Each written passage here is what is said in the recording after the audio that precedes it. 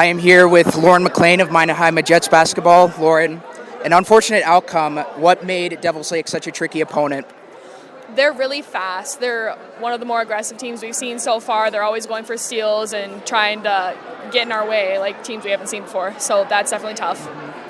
How do you guys move on from this and prepare for the next matchup?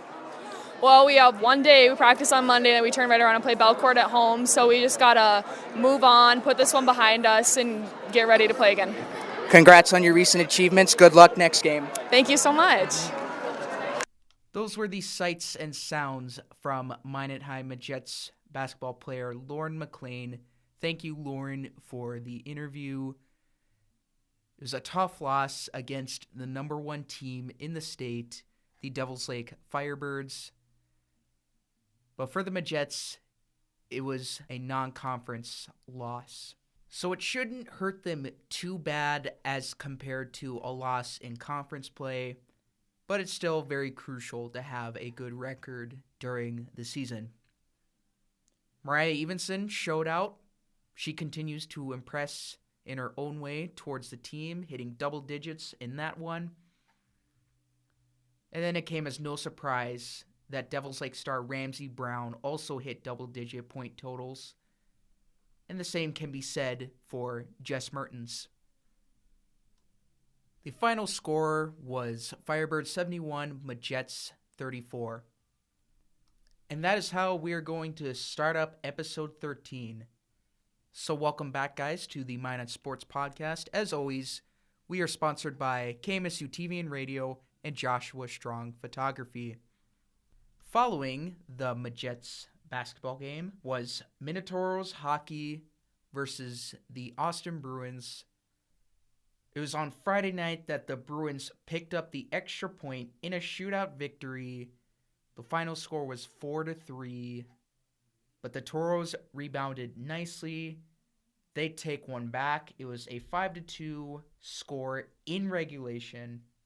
So the Toros remain in second place in the Central, not in sole possession, because with Bismarck beating the Aberdeen Wings last night, they also retain second place. So the Toros and the Bobcats have the same records, so it's a tie for second as of right now.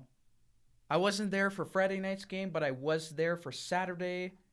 The goal scorers for the Toros were Cody Sherman, Kevin Ness, Dan Russell, Nick Armstrong Kincaid, and Cade Stibbe.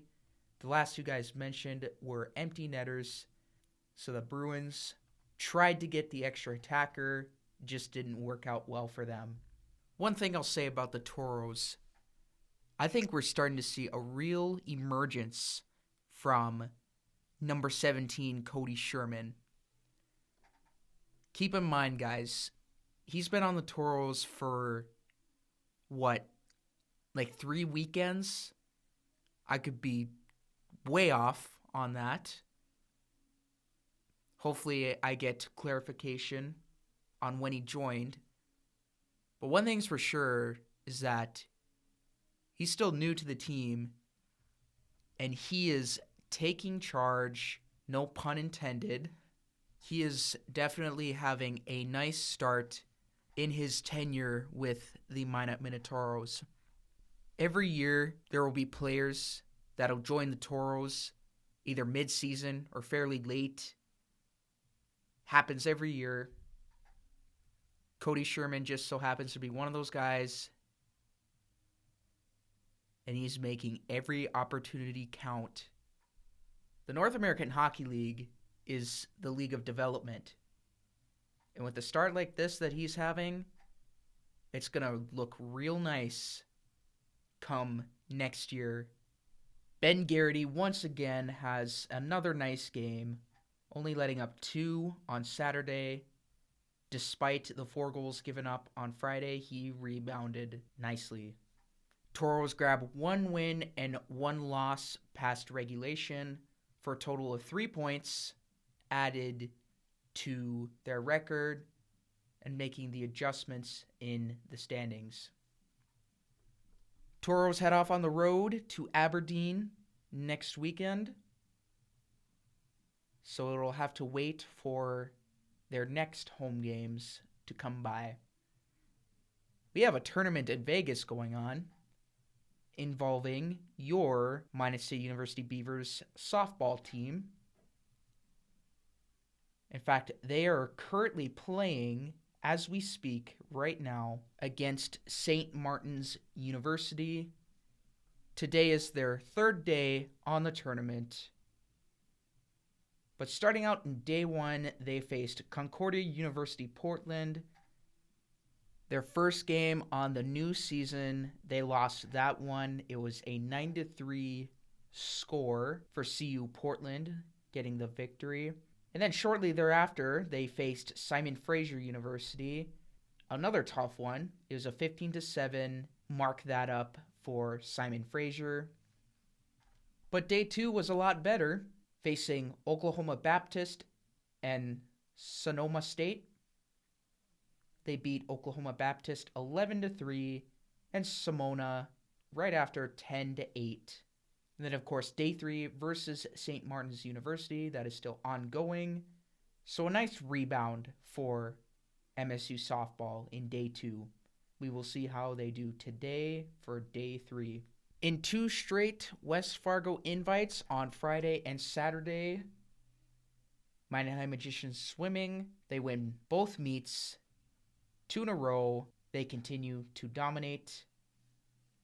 They grabbed over 490 team points on Saturday's meet, which was way above second place Century Patriots. So keep it up, boys swimmers. Nicely done. It was rather a not so pretty weekend for MSU basketball, both women's and men's. Starting out with the women's side, they lost both games on Friday facing Augustana. It was a 75-64 mark for the Vikings. And then a heartbreaker at Wayne State on Saturday, 73-72. So close, but not enough. The men's team got something out of it. At Augustana, they pick up the win, 82-80, but losing to Wayne State on Saturday, 71-62. Both women's and men's teams will be back home next weekend, where KMSU TV will have both the women's and men's games on Friday versus Winona State. That will be broadcasted live on KMSU TV, so be sure to check that out. It is going to be a good one. Minot State Wrestling had a match on Friday. It was senior night versus the Northern State Wolves. The seniors honored that night Dean Aravello, Parker Osterman, and Zach Berry. So thank you guys for your efforts and contributions towards the Minot State Wrestling team and Minot State athletics in general. But it ended up being Northern State spoiling the party as Minot State Wrestling loses 29-12, the team score.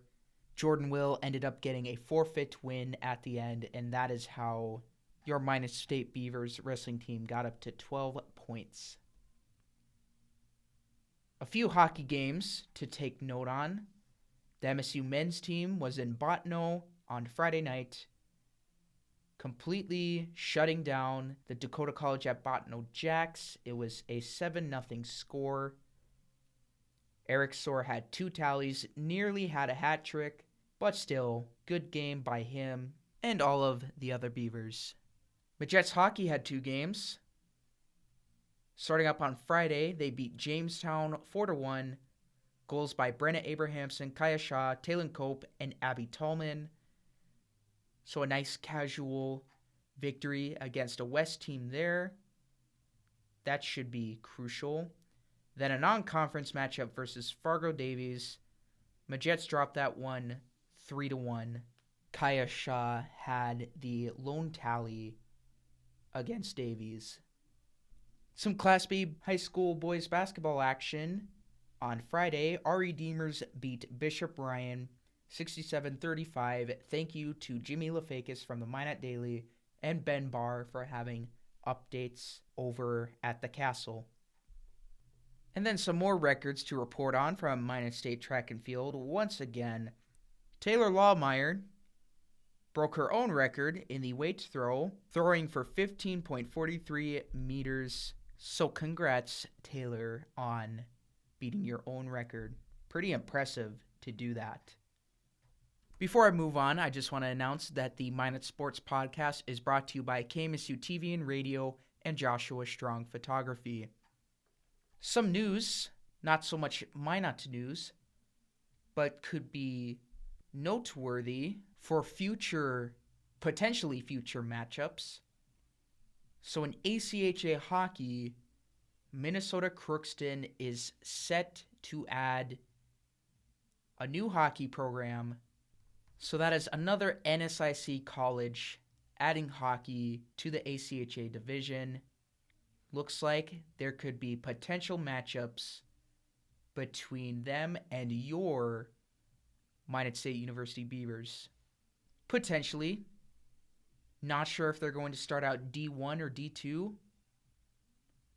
It's probably going to be a guarantee that they face at least one North Dakota team at some point in their inaugural season.